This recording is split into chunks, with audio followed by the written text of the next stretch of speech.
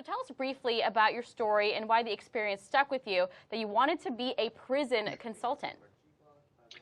Well, I could have written a book on bad decisions, and I ultimately did that. So when I was a defendant, after working as a stockbroker for a number of years, I had no idea how to respond. I lied to my lawyers. I lied to the government. I knew I had to act. I just had no idea how to act. And then when I got to federal prison, I began interviewing and serving time with other men who were just like me. They had no idea how to prepare for sentencing or prison, how to manage their career, the fallout, the reputational damage. And then we're all kind of scared to go home because we're like, well, what do we do now once the sentence was over? So in prison, I sensed an opportunity to help others better prepare for the journey because I did it so terribly. And I've been doing it for more than 10 years now.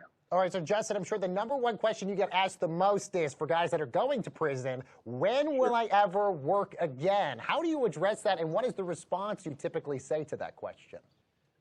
Well, we encourage our clients before they go to prison to begin building a new business, or if they have an existing business to grow it. We help them run their business from prison. So we actually help manage clients' businesses from prison and use their time on the inside as I did. I wrote a book, I wrote a blog, I grew that business from the inside. Our clients, any defendant can do the same. So when they come home, they really hit the ground running. The reality is you can lose your license. There's reputational damage. It's hard to go to a bank and get a job.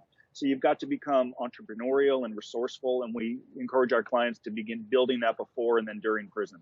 And how do you actually prepare people for those days leading up to actually going to jail? For example, avoiding social media. You've said go to good restaurants. Sure. What are some of the advice points that you give? Well, we encourage all defendants to recognize this is harder on their family, so no sleeping in or complaining. They've got to function. They've got to live. They've got to be a leader. And then once they've set the tone at home, then we ensure that prison is productive and proactive. Where our clients go is not prison we see sensationalized on television. The highest value can be boredom. So we spend a lot of time ensuring their routine is productive and they're preparing for the myriad obstacles that await them. And that takes a great deal of time and effort and preparations, frankly, on days they may not want to prepare, because who really wants to prepare to go to prison at the end of the day? Oh, very good point. Yeah. Let's talk about one case in particular that we're all obsessed with. That is obviously Operation Varsity Blues. Felicity Huffman is going to serve about 14 days in federal prison. Yeah. We're still awaiting to see what Lori Loughlin gets, but a lot of prosecutors think she might get a bigger sentence than Felicity Huffman did. So what sort of advice do you have for them, and what should Felicity Huffman or even Lori Loughlin expect if they're in prison? Sure.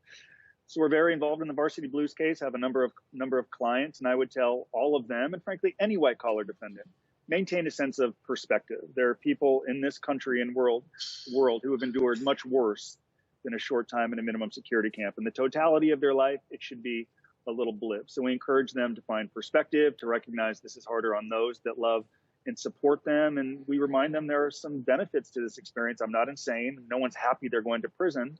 But if you're there, make the most of it. And we help them do that. And that really starts with embracing perspective. Well, give us some more insight there. How do celebrities or high-profile people maybe get treated differently once they are in jail? Well, let's be clear. We love celebrity in this country. Okay, people are obsessed with it, as we know. You mentioned obsession with this case. So certainly, when I went to prison, it was easy to lay low because nobody knew me. But when you're Felicity Huffman or someone akin to her, when you surrender, there are staff that could both, cozy up to her in sycophantic fashion. Other staff could be off put by her because of the attention. Some prisoners could look to exploit her and take advantage of her. Other prisoners may not care. They have got to use their diplomacy skills that made them very successful in a lot of different environments in Hollywood. And like my mom taught me in kindergarten, talk less, listen, study, think. And if they can do that and not try to influence this environment or manipulate it, they're going to get in, they're going to get out, and they're going to move on with their life. Justin, what's the biggest mistake a lot of people make while they're in a federal prison? I made this mistake once, and I never made it again. Making it harder on those that love and support them. There's nothing worse than calling home. You can only call out from prison. You can't take calls. And blaming or complaining about my bunk and my job sucks and the food is no good and the guard is mean to me. That doesn't make them want to come and visit you. So the biggest mistake white collar defendants make, and what I encourage our clients in this Varsity Blues case is not make it harder on those that love and support them. When you call home, thank them, be grateful, express love and appreciation for all they're doing to continue to support you. So don't make it harder on those that are enduring as much or worse than you.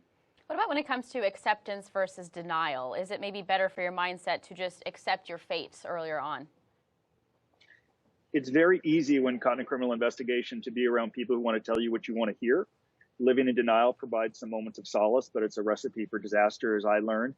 I encourage our clients to be around truth tellers, those that tell them what they may not want to hear, but it's in their best interest. And if their highest value, or any defendant's highest value, is freedom and their family, it's going to require making some decisions and doing some things they may not want to do. And I wrote about that extensively in my first book, Lessons from Prison, because I made decisions not based on what was in my best interest. People placated and told me what I wanted to hear, and it ended up making matters worse. All right, Justin Papperny, he's the co-founder of White Collar Advice. Great to have you here, Justin. Thanks for joining us. Thank you for the invitation.